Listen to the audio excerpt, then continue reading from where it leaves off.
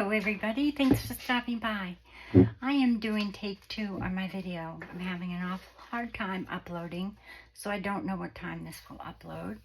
But hello, and I hope you've all had a great day. Today is still Tuesday, and I will hopefully get this up. I wanted to show you a couple of things tonight and give you some information about me not videoing for the next couple of days because I'm going to have to go out of town. My second daughter had gotten sick and is in the hospital, so we'll be leaving tomorrow morning. That will be Wednesday. But I plan on doing a couple of more videos tonight so that I can upload them, so perhaps you can follow along. But the first thing I wanted to show you, first, I hope you're all well. I don't know if I said that or just jumped right in, but I hope you're all well. Thank you for your lovely comments. If this is your first time stopping by, welcome, welcome, welcome. And for those of you who are not new to my channel, hey, I love you all. Lori, it's so good to see you. And Peggy and Cindy and everybody. I'm so happy to see you all, and I'm so glad that you returned. I know I was gone for a while, but I'm back, and now I have to leave again, but I'm hoping to get a few videos up prior to, and that way when I do leave I can kind of upload them, you know, for the next couple of days. I don't know when I'll be returning back here, so it's a driving time. It's only 4 hours away, so I don't know how long I'll be gone, but I'll have a couple of videos in the queue just in case I can find, you know, the hotel has Wi-Fi and stuff, you know. So, my first thing I wanted to tell you is I went to get some doilies this afternoon to make this project that I'm going to show you. And I remembered that I was going to show you a video about how I tea-dye, tea stain, and beetroot and avocado, my doilies. I don't do them in like the bath because they're so fragile. So what I do is I lay them on paper. As you can see with this one, I'll lay it on some paper, and then I take my tea and for example, let me get a small one. So I'll lay my doilies out like so, okay,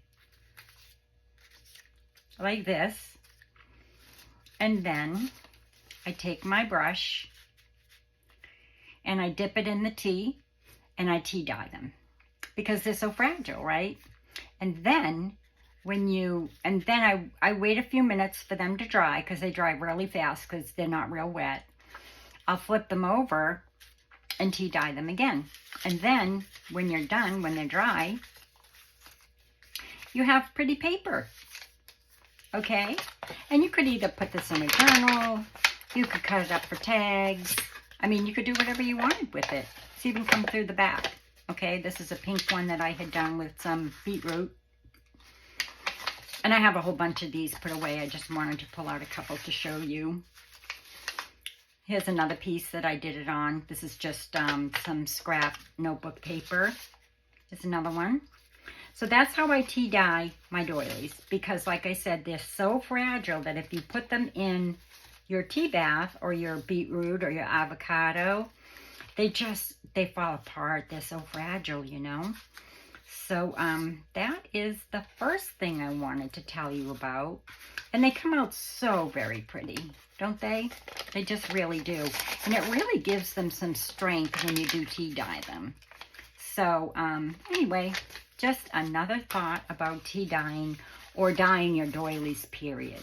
That way, it's not so fragile anymore, okay? The tea gives it a little bit of strength.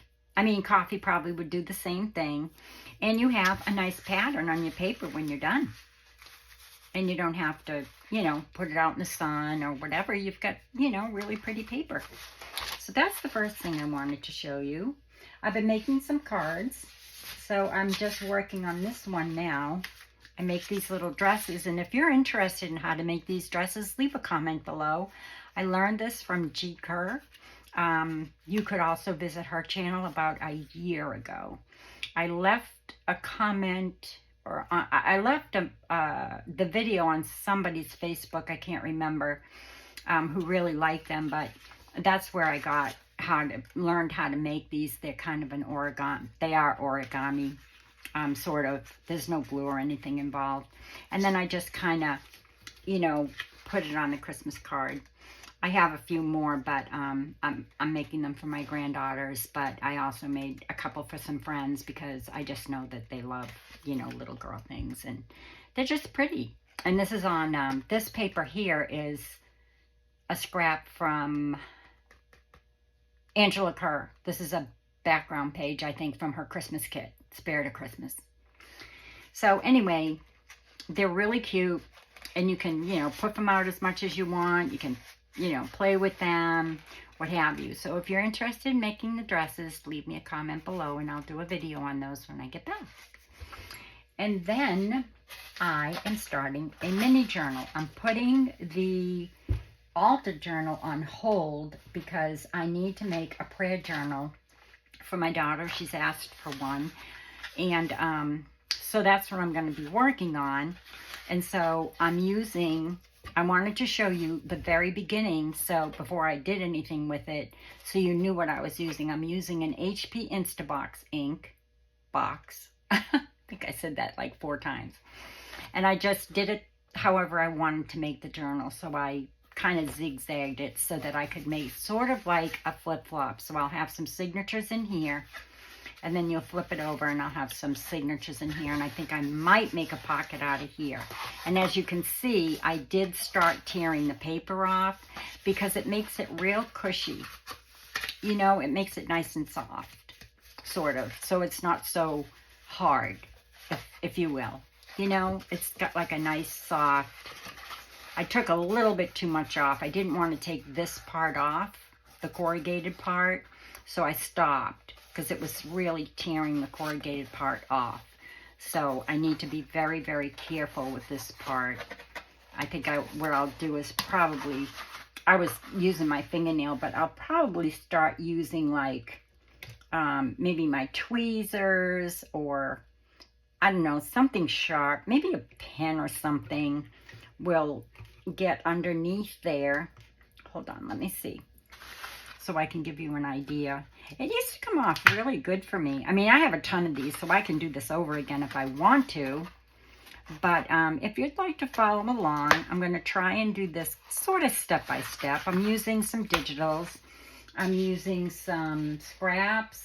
I'm using some avocado stain paper. I'm using tea stain paper. I'm not using those postcards. Let's see. I'm basically using scraps and some other things that I had printed already. I'm going to probably use these. I'm using doilies, obviously. I pulled those out. Here's another scrap. I'm pretty sure that's from Lydia, from Raindrop Lila. I'll be using a lot of hers. She has a digital called, let's see, she has an angel digital, which I'll be using some of those images. She has this kit. It's all black and white, which is fabulous because you can just color it in with chalks or what have you. But it's like, a grace, mercy, and peace will be with us from God the Father and Jesus Christ, the Father's Son, you know. Anyway, Psalms, John, my daughter loves Psalms. And anyway, it's a beautiful kit. And this is her angel kit, so I'll be using some images from that. These I had already printed because I was going to do an angel journal. So, but I thought they'd be good for the prayer journal as well. And then I have some prayer cards that I'll be using. But just get some scraps, get some tea stain paper, avocado, any kind of paper you want. I'll give you the measurements of my mini journal if you want to follow along. You don't have to do it mini. You could do it any size. But I'll give you the size that I'm doing mine. It's just an Insta ink box. If you have one. If you don't, you could do any kind of cardboard. This is 6.5 long. And folded, it's 4 inches wide. And then I left a little bit, probably about a 1/2 inch little spine there, and a 1/2 inch there. And all I did was manipulate it with my hands. I didn't score it or anything. I just kind of manipulated the box itself before I started tearing any more off. Okay, so it will go like this. So you'll open it up. There'll be a pocket here. The signature will go here. There'll be something here. Something here. It will flip open. There'll be a signature here, something here, something here. Does that make sense? So this is how it will start. I'll be using laces. I'll be using some book page, trims, you know, whatever you have in the house. Don't go crazy. Use what you have. And I will put up another video as soon as I either get back or if I can from a hotel or what have you, I will. So until next time, I hope you enjoy painting some doilies with tea or coffee or avocado or something. Because, I mean, it comes out really pretty. I should have pulled some of these bigger ones, the bigger papers, because they come out so pretty, you know. And then you could just put that, you know, in your journal. Especially if you did it on like a cream colored paper like this one. You know, that's going to look so pretty in my journal. Right? And I have tons of doilies. So, it's kind of a 2-for-1. And it's very relaxing. It's like watercolor. Only it's tea. Or coffee. Or avocado. Or beetroot. Or blueberry. Whatever your choice. Okay? So that's tonight's video. I wasn't going to sit here and paint it because you'd be bored. So I wanted to show you the results. You just lay your doily on your paper, take a paintbrush and tea, and just paint it, and done. Wait for it to dry, flip it, do the other side. The other side gets pretty tea stained anyway, so sometimes you'll flip it and it'll already be tea stained. All right, everybody. Until next time, be well, be kind, and God bless. Love y'all. Bye-bye.